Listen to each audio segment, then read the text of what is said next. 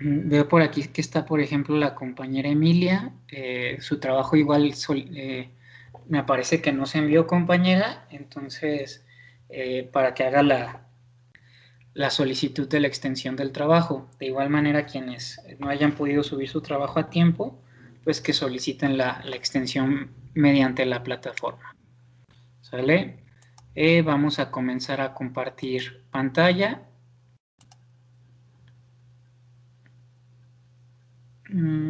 Y vamos a la presentación. Me dicen si se visualiza la presentación.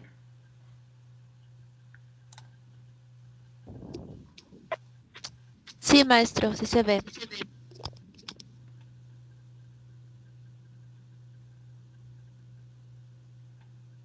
A ver, ok.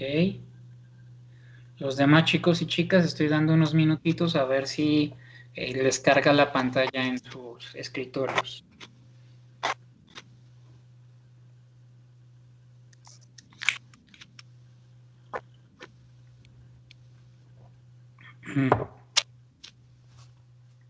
Ok, el día de ayer nos quedamos hasta esta diapositiva, ¿verdad?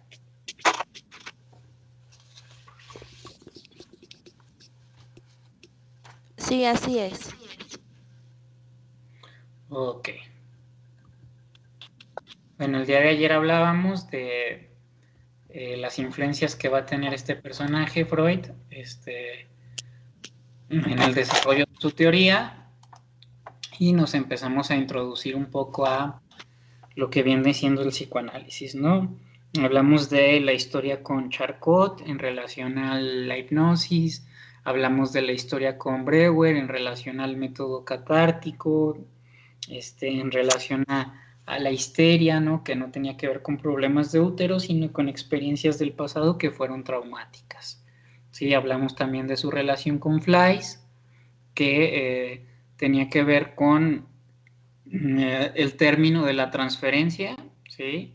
Que es esta serie de sentimientos y pensamientos que tiene el paciente hacia su analizante, ¿sale? Y cómo esto influye en el análisis. Y seguimos avanzando, hablamos también de la resignificación de aquellas experiencias que son traumáticas, de cómo podemos darle un nuevo significado. El trauma nunca se va, por así decirlo, o sea, está grabado en nuestra memoria, está grabado en nuestra mente, pero podemos aprender a vivir con ello, ¿sí? Sin que nos genere dolor, sin que nos genere sufrimiento. Entonces, vamos a avanzar con lo que para el psicoanálisis tiene que ver con el surgimiento de la mente, ¿sale? Y voy a leerles estos párrafos para explicar a continuación, ¿no?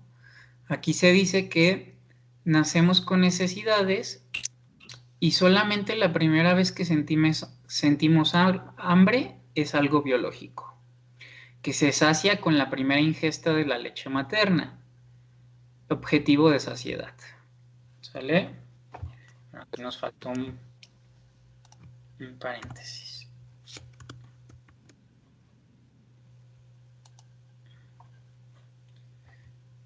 Y entonces se dice que, bueno, no sé si ustedes chicos y chicas han oído hablar de lo que vienen siendo estos partos humanizados. ¿Alguien ha oído hablar de los partos humanizados?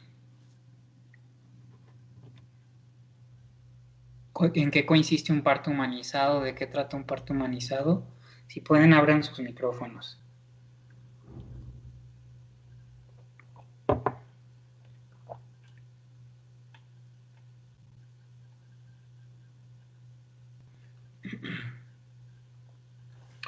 Bueno, creo que nadie sabe de qué trata un parto humanizado. Les platico un poco. Los partos humanizados tienen que ver con estudios que se han hecho en diversas partes del mundo. Yo he leído de partos humanizados que comenzaron a gestarse eh, o a practicarse en Francia en los años 70, 80 y que en la actualidad, incluso yo he oído aquí que en Aguascalientes hay ginecólogas que practican este tipo de partos, ¿no? los partos humanizados tratan de generar un ambiente cálido para que el nacimiento del bebé sea lo menos traumático posible, ¿no?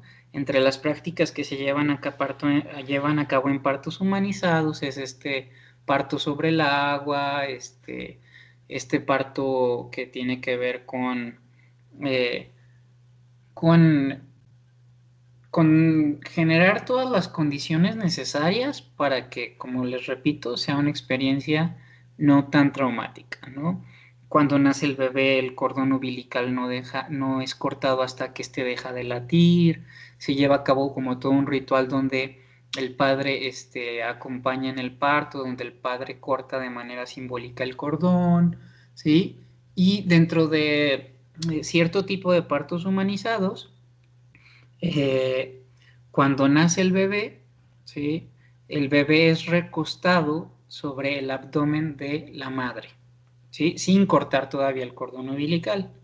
Y entonces se dice que solamente la primera vez que sentimos algo es hambre, es algo biológico, quizás es la única vez que actuamos por instinto, porque entonces cuando en este tipo de partos se lleva a cabo ello, donde se recuesta al bebé como un reptil, ¿sí?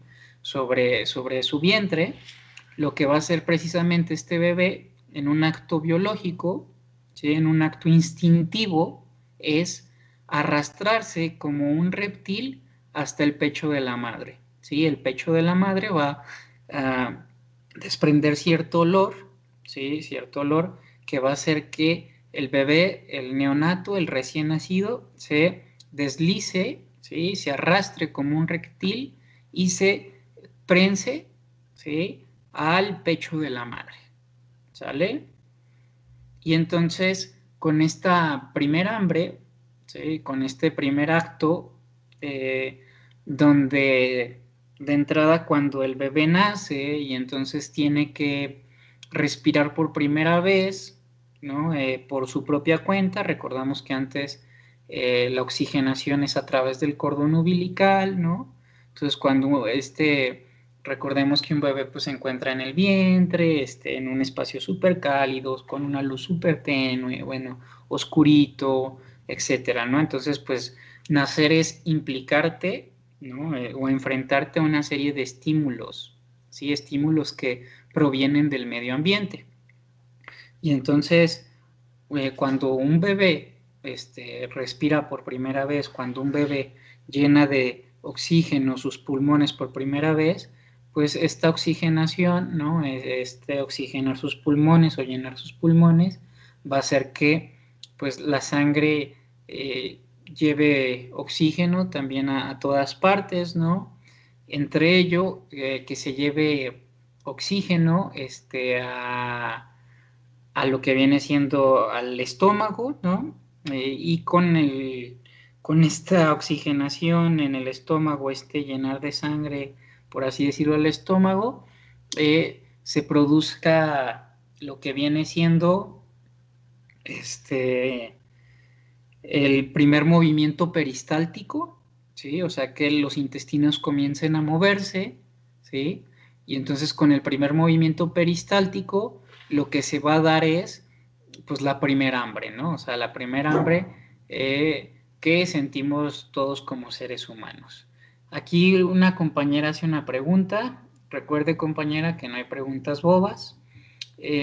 Cuando la compañera Maffer pregunta, ¿quién sufre el trauma, la mamá o el bebé? ¿Y de qué manera sufre este trauma?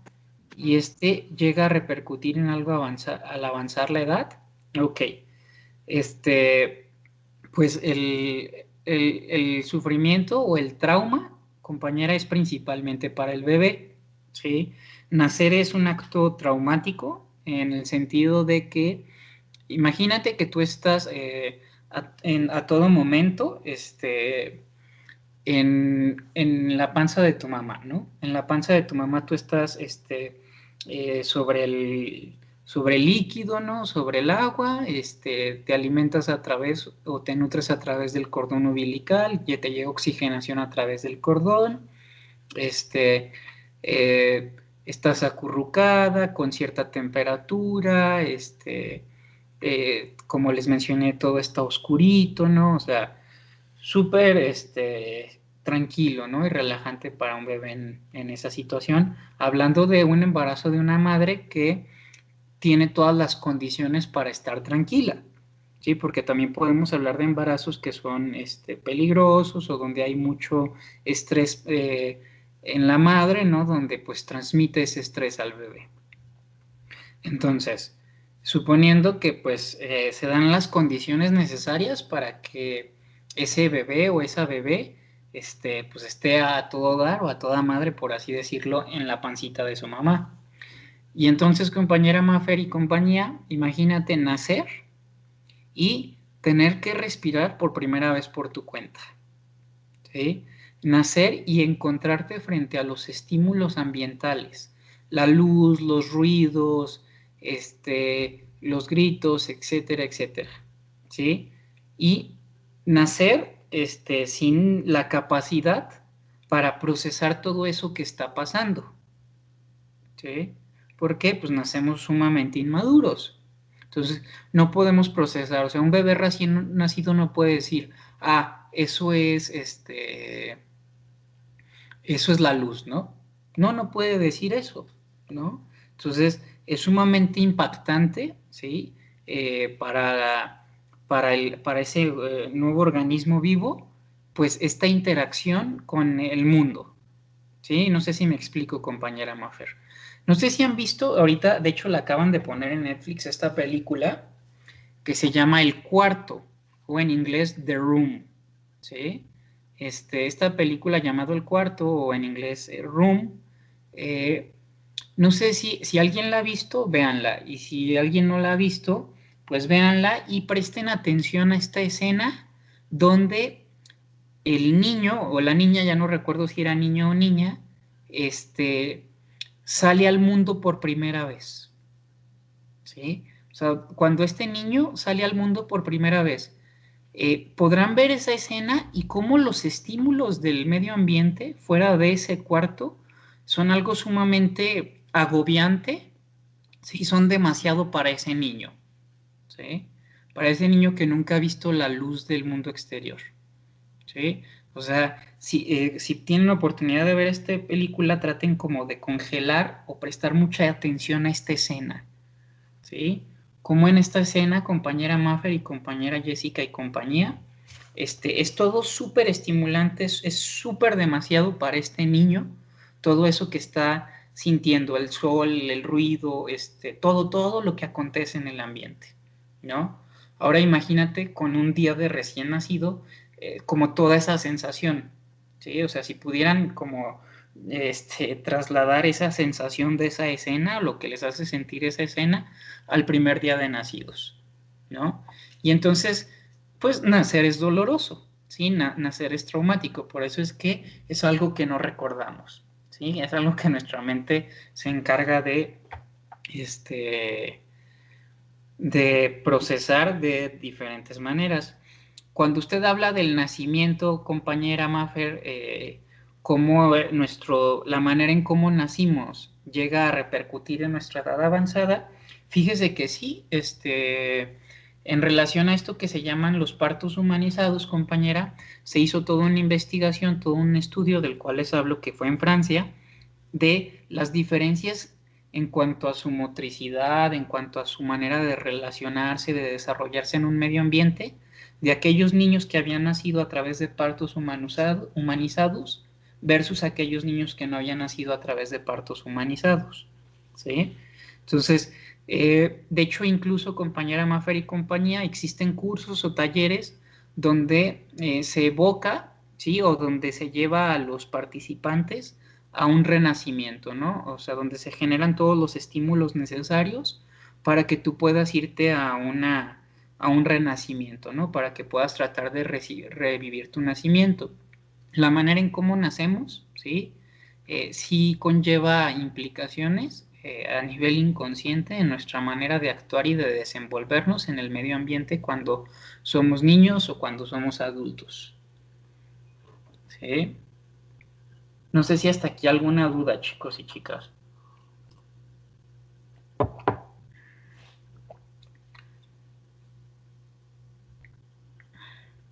Si quieren, abran el micrófono para que sea como más rápido, que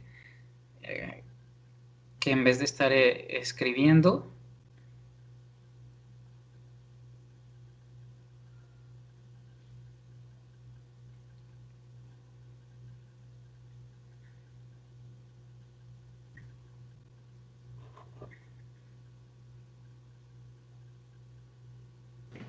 Profe, ahorita con lo que nos dice, el nacimiento es algo traumático. Es por eso que hay gente que recuerda más bien cuando estaba en el vientre materno que cuando nacen. Pues mire, en realidad, recordar cuando estuviste en el vientre materno o recordar cuando naciste, en realidad no es como tal, como te diré, posible, o sea, de manera consciente, ¿sí? Recordar sensaciones, ¿sí? De cuando estuviste en el vientre materno, de cómo fue tu nacimiento, pero fíjate, recordar sensaciones, ¿eh? Son las sensaciones lo que recuerdas. Se da únicamente a través de estos talleres, ¿sí? Únicamente a través de estos cursos terapéuticos, donde se genera toda una serie de estímulos para que tú te puedas ir hasta esos momentos de tu vida, ¿sí?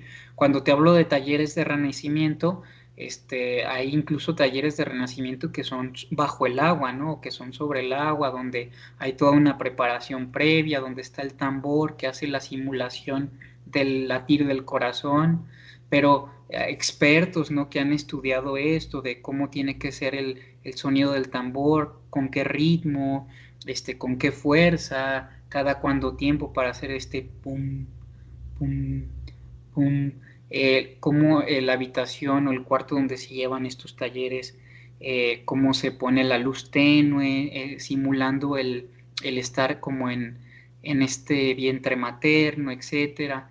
Entonces, o sea, si alguien conscientemente te dijera, no, sí, yo me acuerdo de cuando estuve en la panza de mi mamá o yo me acuerdo de mi nacimiento, no es como tal eso posible. Lo posible es precisamente ir a este tipo de talleres y evocar ciertas sensaciones, ¿sí? De el periodo en que estuviste, en el vientre materno o de tu nacimiento. ¿Por qué les hablo de evocar ciertas sensaciones? Porque cuando somos bebés, ni siquiera tenemos esta capacidad de darle significado con las palabras a las cosas. Simplemente estamos teniendo sensaciones, ¿sí? O sea, operamos a nivel sensación. Por eso es que también en el psicoanálisis se habla de las etapas del desarrollo en lo preverbal y en lo verbal, ¿sí? Cuando se da a nivel preverbal, pues es esta primera etapa en la oralidad, ¿sí? En la simbiosis, donde somos sensaciones, ¿sí? Donde lo que podemos recordar o evocar a la conciencia tiene que ver con sensaciones, porque todavía no hay lenguaje. ¿Sí me explico, compañera? Profesor, yo quiero hacer otra pregunta. Soy Lady. Y usted como profesionista, ¿cuál es el parto que usted recomendaría? Mira, esto de los partos humanizados, compañera, es algo pues relativamente nuevo, ¿no? O sea, es algo que pues no tiene como, o sea, que apenas se está estudiando, se está investigando, etcétera, ¿no? Si bien es cierto, nosotros podemos, planear mil cosas, planear partos en casas, planear partos humanizados, que el nacimiento sea por vía vaginal y no por cesárea, etcétera. O sea, hay muchos estudios e investigaciones que nos hablan de, por así decirlo, qué es lo más adecuado, ¿no? Por así decirlo. Sin embargo, la realidad es que, pues, hay muchas cosas que escapan a nuestro control, ¿no?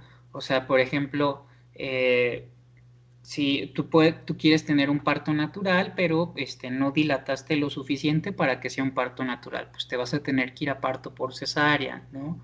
Digo, a la cesárea, no al parto. Este, yo sí o sea, desde mi perspectiva, ¿no? O sea, yo considero que pues si hay investigaciones que respaldan los beneficios o las bondades de los partos humanizados y si alguien tiene la posibilidad económica de solventar los gastos de un parto de este tipo, pues que lo haga, ¿no?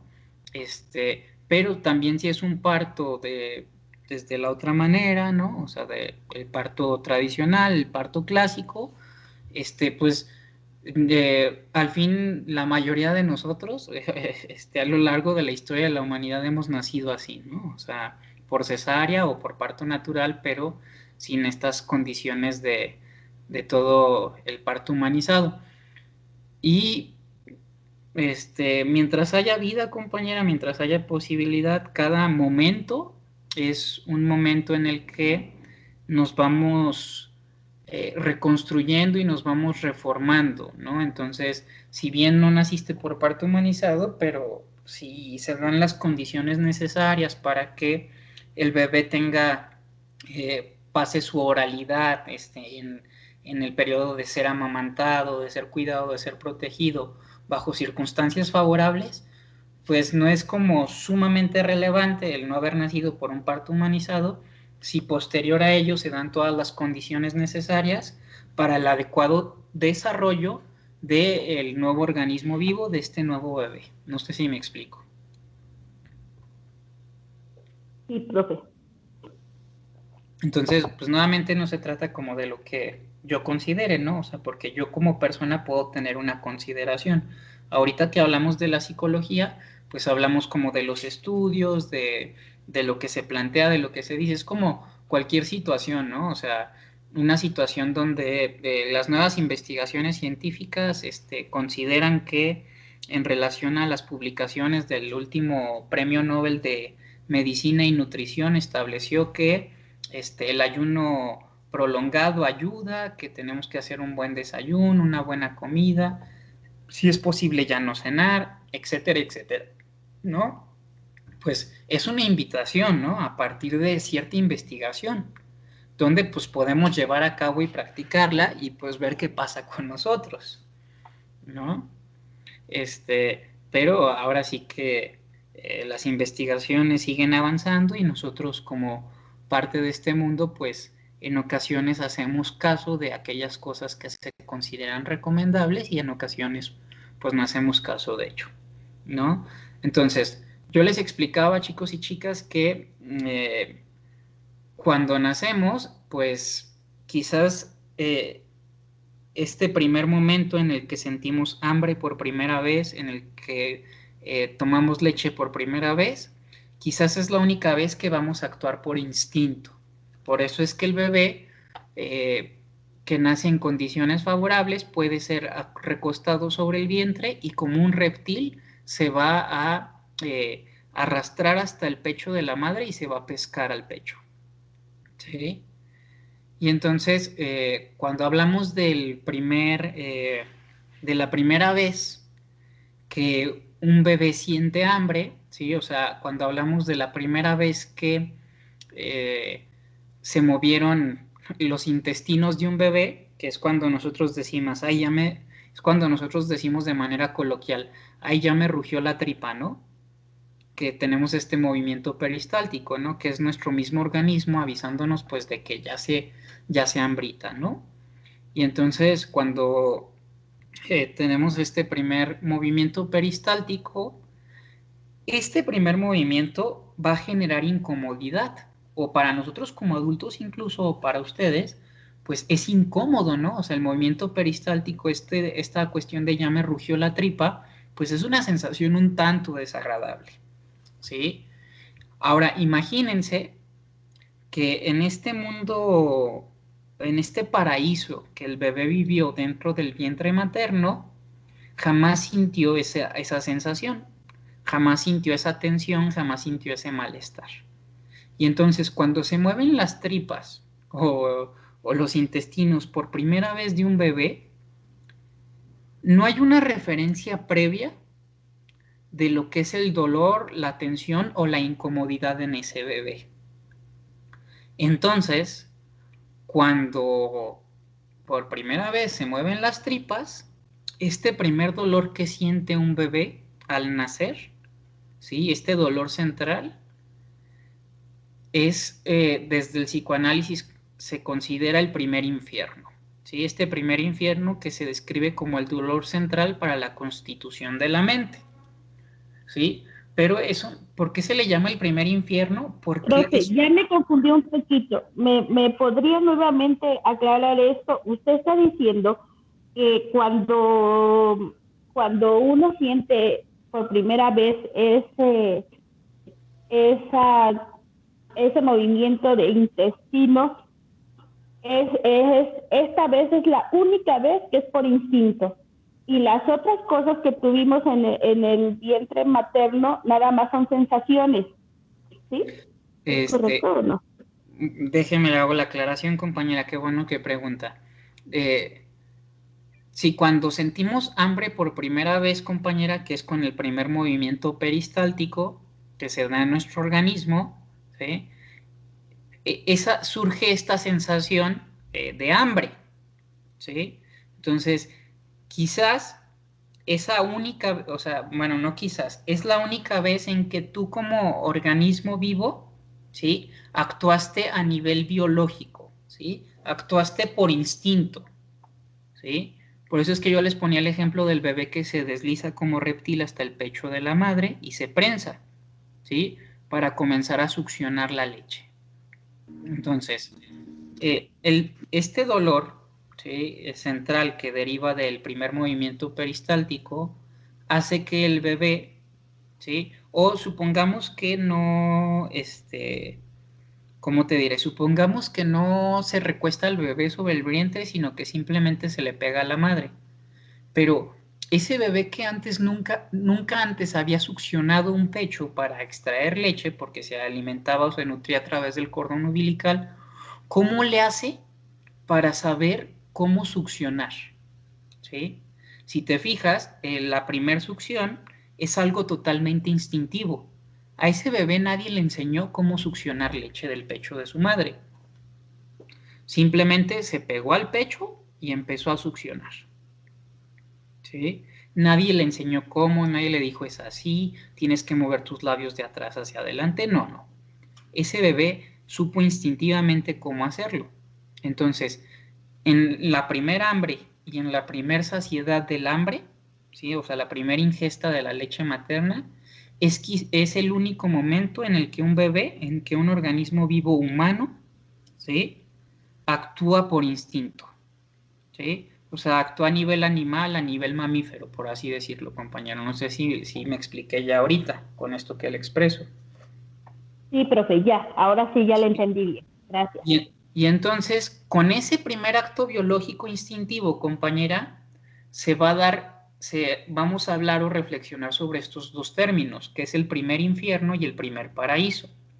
Cuando hablamos del primer infierno, hablamos del primer dolor central para la constitución de la mente. Cuando hablamos del primer paraíso, hablamos del placer central para la constitución de la mente. ¿A qué nos referimos con esto? ¿Sí? A que con el primer infierno o el primer dolor que sentimos en toda nuestra vida, jamás había habido una referencia previa de lo que era el dolor. O sea, ese bebé jamás había sentido un dolor físico que se siente con el movimiento de las tripas, esta incomodidad, este malestar. Entonces, como no hay una referencia del dolor, compañera y compañeros, este dolor se vive de manera, como te explico, infernal, ¿sí? O sea, como no hay un registro previo de lo que es el dolor, pues la primera vez que sentimos dolor, pues se siente, o sea, como un infierno. Por eso es que se le llama aquí como el primer infierno. Cuando la madre se pega al pecho a este bebé y este bebé empieza a succionar y lleva la leche por su boca, ¿no? Y hace todo el recorrido hasta llegar al estómago, se va a generar una sensación de saciedad, ¿sí? Entonces, como este primer dolor fue un infierno, cuando dejamos de sentir este primer dolor, se da lo que es el primer paraíso, o el heaven, le decía Freud, el paraíso, ¿sí? Que es este primer placer que un bebé siente después de que se alimenta por primera vez de la leche materna, ¿sí? Y entonces, Vamos a la siguiente diapositiva. Profe, ¿sí? Una pregunta antes de que avance a la siguiente diapositiva. Entonces, dentro del vientre de la madre, ¿el bebé no siente ni dolor ni hambre? Hambre no, compañera. Malestar, incomodidad o el dolor sí la puede sentir, compañera, pero desde otro lugar. ¿Desde dónde la siente? Desde el cordón umbilical, desde todas estas reacciones bioquímicas que está sintiendo la madre en relación a su contexto, su entorno. ¿A qué me refiero? Se me vino a la mente un término que utilizan mucho los médicos, especialmente los ginecólogos, que le llaman sufrimiento fetal, sufrimiento del feto. Entonces, ¿no tiene nada que ver una cosa con la otra? ¿Qué es el sufrimiento fetal, compañera? Cuénteme. Yo le puedo decir, profe, si quiere. Ok. Adelante. Sufrimiento fetal se le dice cuando el corazón del bebé ya no está latiendo correctamente. Pero es hasta donde yo tengo entendido, compañeros, el sufrimiento fetal tiene que ver con el parto ya. ¿Sí?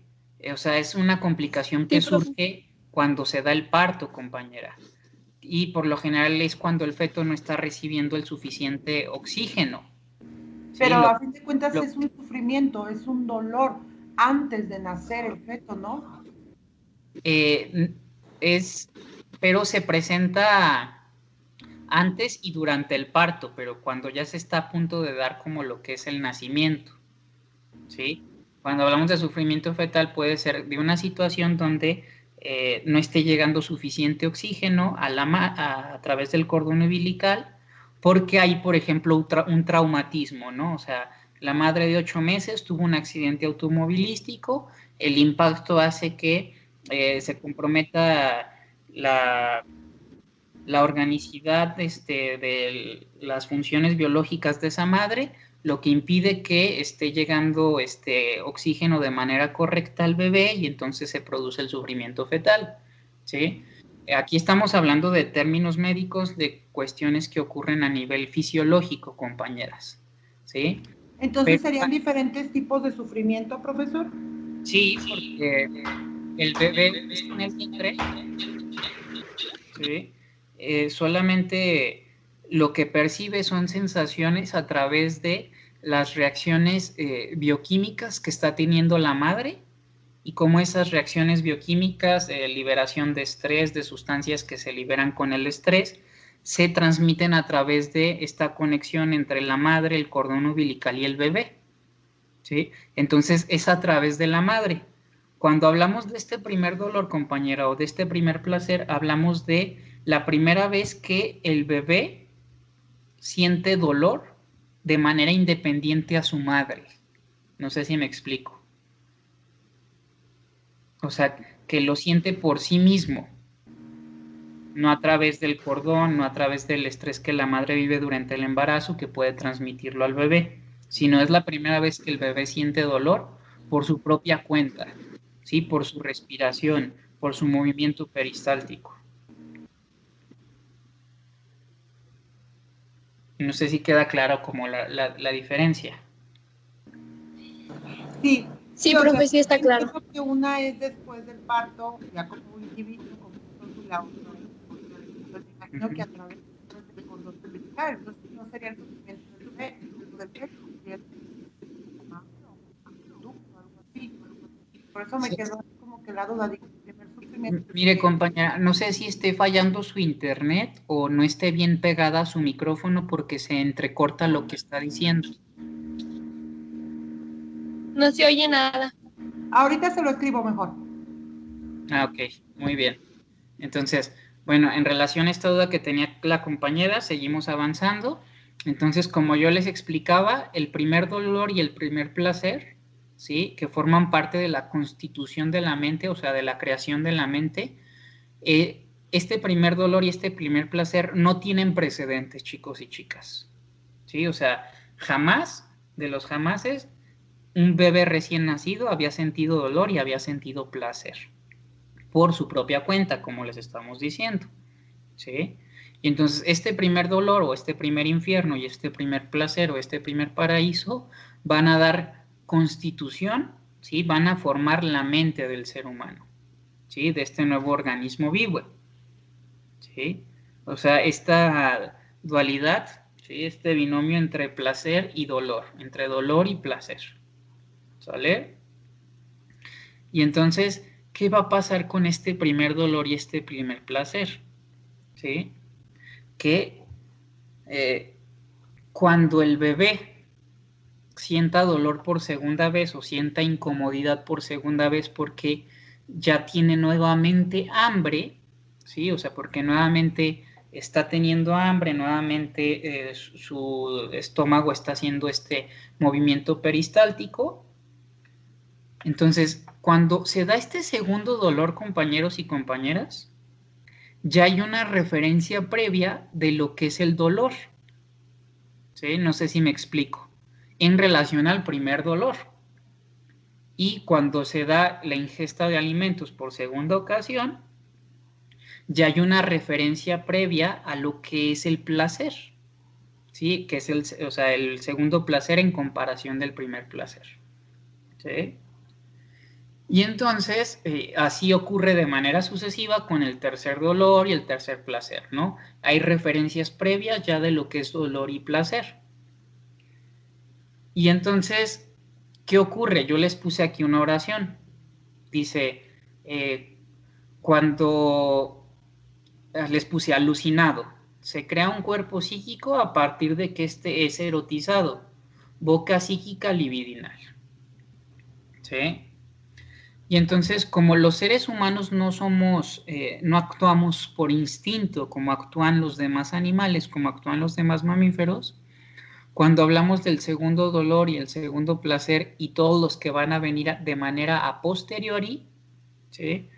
Cuando hablamos de todos los dolores y placeres a posteriores del primero, vamos a hablar de que los seres humanos ya no actuamos por instinto, ¿sí? Que nuestra manera ya no, de actuar ya no es a través del instinto. ¿Cómo actúa el animal a través del instinto? Pues el instinto lo hace moverse para la supervivencia y la preservación de la especie. Y los seres humanos ya no actuamos por instinto, porque los seres humanos no necesariamente estamos buscando reproducirnos, ¿sale? Y entonces, ¿por qué les planteo este enunciado o este comentario? Porque imaginen que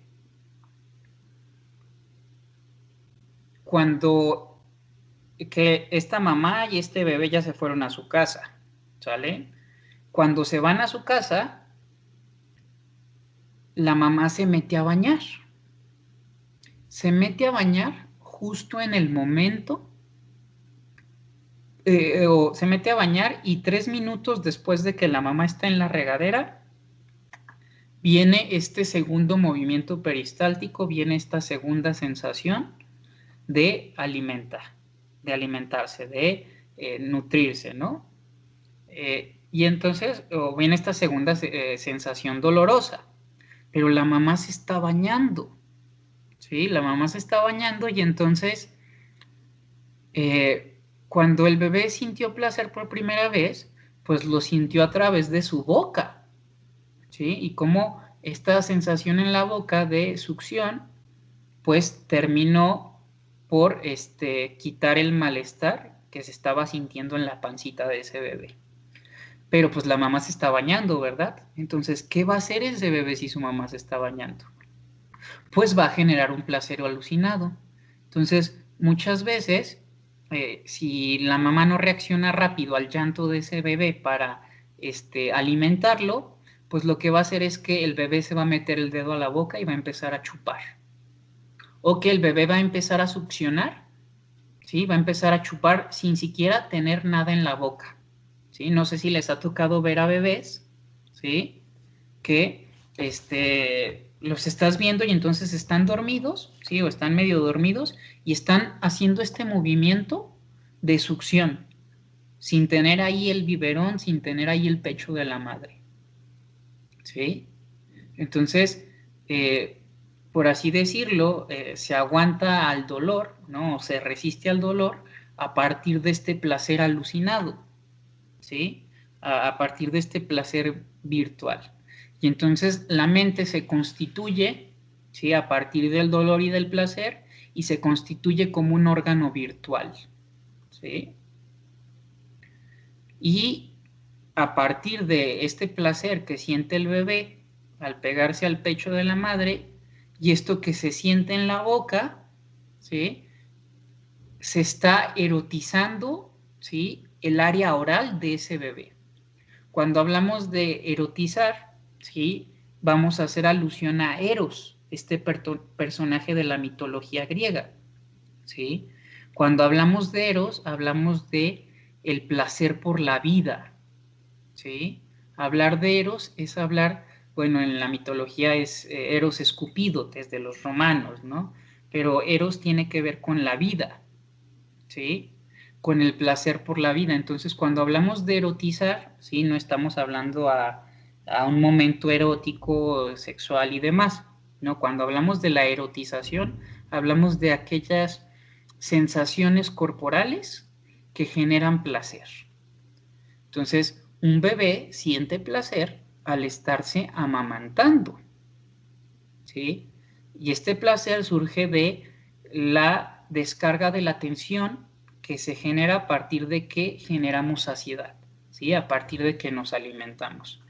Chicos y chicas, ¿tienen otra clase después de esta o puedo seguirme unos minutitos más para terminar de explicar esta diapositiva? Yo que sepa no, si quiere continúe, maestro.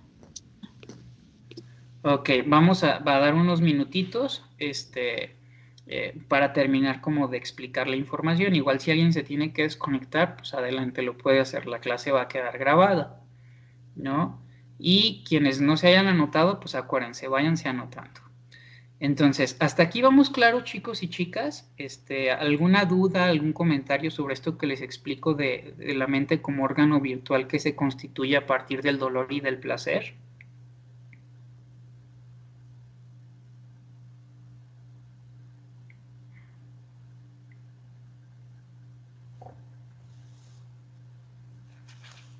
¿Vamos claros? Sí, maestra, todo bien por el momento. Entonces, la libido, chicos y chicas, tiene que ver con la energía emocional y psíquica derivada del impulso biológico. O sea, parte de nosotros es biología, pero nuestra biología ya no actúa desde el instinto, sino desde, nosotros actuamos desde la pulsión, que es algo diferente, ¿sí? Al instinto. Entonces, cuando nosotros, nuestra boca es erotizada, ¿sí? En el acto de ser amamantados, es que nosotros recibimos la energía emocional y psíquica de nuestra cuidadora, ¿sí? De nuestra madre, de aquella persona que nos está amamantando, ¿sí? Y entonces, cuando los seres humanos somos amamantados, no es un acto meramente biológico como lo es en otros mamíferos o en otras especies mamíferas, ¿sí? Que a todo momento se están amamantando como un acto de supervivencia. Cuando los seres humanos somos amamantados, compañeros y compañeras, nos estamos erotizando, ¿sí? ¿Sí? Nuestra boca, nuestros ojos, precisamente en relación a la etapa oral, ¿sí? Como con esta primera parte de nuestro cuerpo, que es la cara, porque entonces, cuando mamá te está amamantando, ¿sí? Imaginen esta escena, ¿sí? Imaginen todo lo que implica el acto de ser amamantado. De entrada está los brazos con los que tu madre te carga, ¿sí? La temperatura corporal que está teniendo tu madre a la hora de amamantarte y de cargarte. El movimiento que tu madre puede estar haciendo, si te está meciendo, ¿no? Cuando te está dando pecho, si te está cantando, si te está viendo con amor, ¿no? Y entonces estas escenas de madres, no sé si haya madres aquí en este grupo, ¿no? Esta conexión que se da entre la madre y el hijo que una mamá puede quedarse viendo como, perdón la palabra que voy a usar, como idiota a su bebé, pero no idiota en el mal sentido, sino que está idiotizada, ¿no? O sea, como embobada totalmente, alucinada, fascinada con este nuevo bebé, con esta nueva cría, ¿no? O sea, como una madre que desea ser madre, ¿sí? Se puede conectar con su bebé, ¿sí? De tal manera que se le puede quedar viendo así como alucinada a su cría, a su bebé, ¿no? Y entonces el acto de que te vean con amor, de que te hablen mientras te están amamantando, ay, Pedrito, tenías mucha hambre, ay, mi niño, y entonces te está amamantando mientras te abraza, mientras te está en contacto con tu olor, con tu temperatura, con lo que te está diciendo, ¿no? Entonces, fíjense todo lo que se implica en el acto de amamantar de un ser humano a un bebé, diferente a cómo es el acto en que un perro amamanta a su cría, ¿sí? ¿Se dan cuenta de todas esas diferencias tan abismales que existen entre un acto humano y un acto animal? Y entonces, lo que erotiza a este nuevo bebé a nivel oralidad no es únicamente el acto de alimentarse, sino todo lo que conlleva la alimentación, ¿sí? Las palabras, el amor, el apapacho, todo lo que implica el amor, ¿sí? De hecho, se dice desde la psicología que amor, alimentación o nutrición sin amor no nutre, ¿sí? Para que tú puedas nutrirte, ¿sí? Tiene que venir acompañado de amor, ¿sí? Y por ejemplo, esto quedó demostrado, ¿sí? Cómo es que nosotros necesitamos el amor y el afecto, porque, bueno, ya mañana les voy a hablar de este experimento, me recuerdan, porque ya se nos está pasando el tiempo, pero mañana les voy a hablar de este experimento que ocurrió en la Segunda Guerra Mundial o posterior a la Segunda Guerra Mundial con bebés recién nacidos. Ya mañana hablaremos de esto para continuar con esto que les acabo de explicar del amor nutritivo o de la nutrición con amor, ¿sale? Pero pues ya para finalizar la clase vamos a la duda que tenía la compañera Valeria Félix o el comentario que había hecho. La compañera comentaba que sí entendió, ya que fuera del parto ya es un dolor como una persona independiente.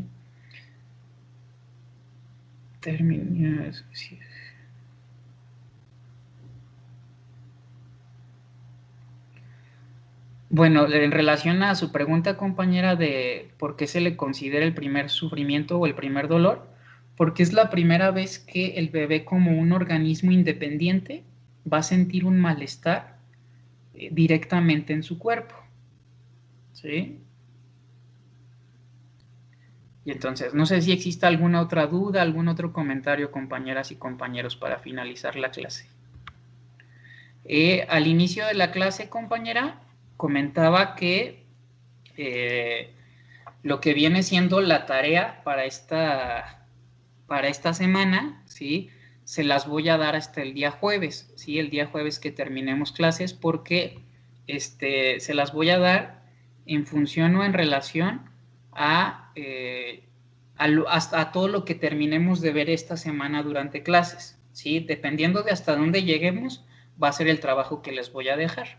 Sí, igual no se preocupen, no van a ser trabajos de 10 páginas, o sea, van a ser trabajos cortitos, 2, 3, a lo mucho 4 páginas, ¿sí? O sea, van a ser trabajos cortitos, no se angustien, no se preocupen, nada más que hasta que terminemos la clase del jueves, pues podría decirles, va a ser de esto, del otro, dependiendo de hasta dónde lleguemos, ¿sí? Entonces, ya el jueves les explicaré de cuál va a ser el trabajo. ¿Sale? ¿Alguna otra duda, compañeros y compañeras?